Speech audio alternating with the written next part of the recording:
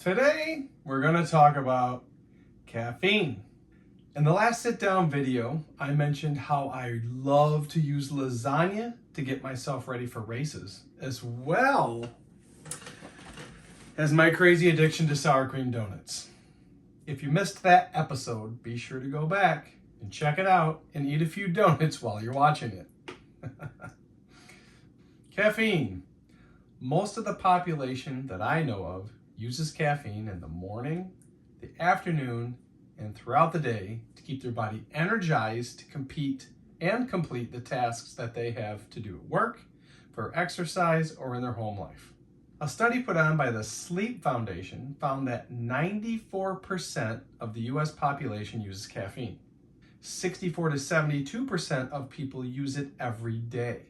This may include coffee, different forms of teas, and those awful sugary energy drinks that you should avoid. Of the people that do avoid caffeine, 68% of those people said that caffeine affects their sleep negatively, and that is why they do not use it. Out of the people that do drink caffeine, 40% agree that caffeine affects their sleep negatively as well. The good news is that most of the people that consume caffeine do it in the way of coffee. Over 50% of caffeine users are coffee drinkers.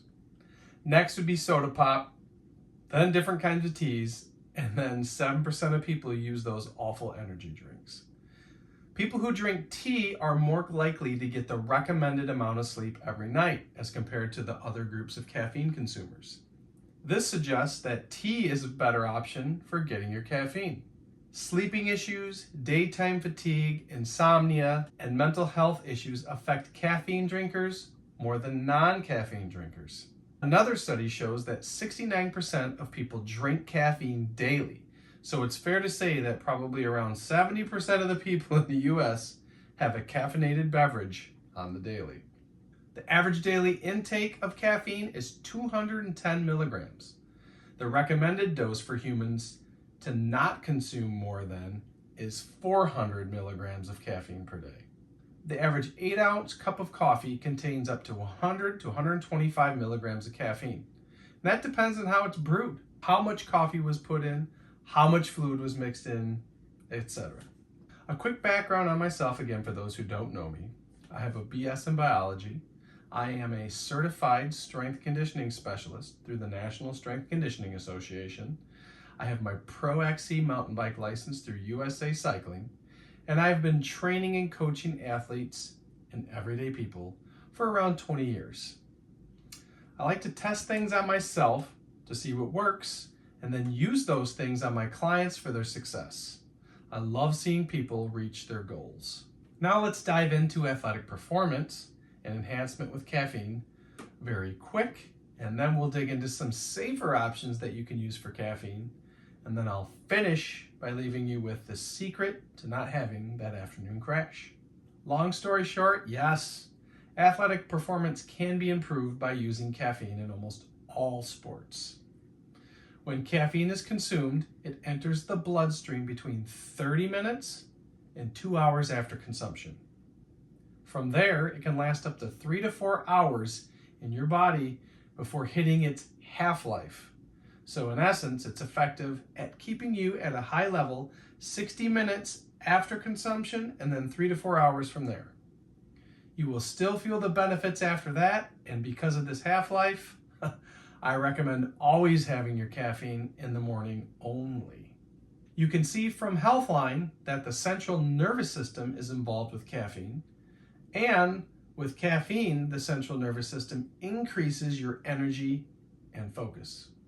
Caffeine causes the release of the hormone epinephrine, and this definitely increases your performance. Caffeine causes fat burning, helps use fat stores instead of glycogen stores in muscle during exercise, and also increases your body's temperature, which can help you burn more calories. So you may be asking yourself, do I use caffeine? I've done a lot of looking into the subject, and yes, I do use caffeine on the daily now. I didn't use it in the past because I would have this afternoon crash, and then I would end up drinking too much to keep up, and I'd have crazy sensations in my heart, so I decided I needed to avoid it. This brings me to my next point of safer options, and that also leads to the discussion of proper amounts or dosing. Just to be blunt, the best and safest products you can have and take for caffeine are organic green tea, organic moringa tea, organic dark chocolate, or an organic coffee mixed with a little organic milk. As far as the dark chocolate goes, Ghirardelli has been shown to have very good chocolate with low levels of contaminants. So that would be a good option as well in their form of dark chocolate. No, I wouldn't go eat the whole bar, but maybe 1 or 2 of those little Ghirardelli squares just to give yourself a boost. As far as the tea and coffee go, I would stick to between 6 and 12 ounces only in the morning, no caffeine after 10 in the morning and the rest of the day. Now for what you've been waiting for, the secret. Everyone seems to have this crash in the afternoon, and that's because you consume your caffeine right after waking up. So what can you do to avoid the crash? Wake up, do a little session of yoga or stretching, then go outside and water your garden or walk barefoot around in the yard or the dirt for some grounding. While you're out there, look up at the sky to get that morning light into your eyes to signal to your body that it's time to be awake for the day and be energized. There are specific receptors that become unavailable if you do not consume caffeine first thing upon waking. After you do these things in the morning, then you can make yourself breakfast and get your warm caffeine ready, tea or coffee. I always make it with my breakfast, but I let it sit in order to cool off a bit so it's not too hot.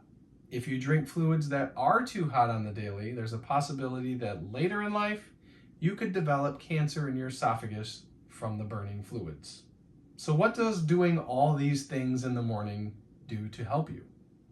Well, it gives you a gap of 45 to 90 minutes before you drink that caffeine. And that's very important because those receptors I was talking about are already bound with something else. And this makes the caffeine last a little bit longer in your system, and therefore you avoid the bunk. And this is shown with recent studies. It's far better for your blood sugar levels to have that breakfast first and then consume your caffeine after. If you want to go a little further, the moringa tea has more benefits from what I've been seeing than other teas and coffees. It also doesn't come with the jitters and less of a caffeine crash in the afternoon. Hopefully you've gained some good knowledge from this that you can implement into your life to consume a better caffeine, to not have the jitters and skip the afternoon crash, and also improve your athletic performance. I would try to have links to all these things for your access in the description below. Be sure to check out the amazing bike training plans that I've created on the website for the beginner, intermediate, and expert elite cycling peeps.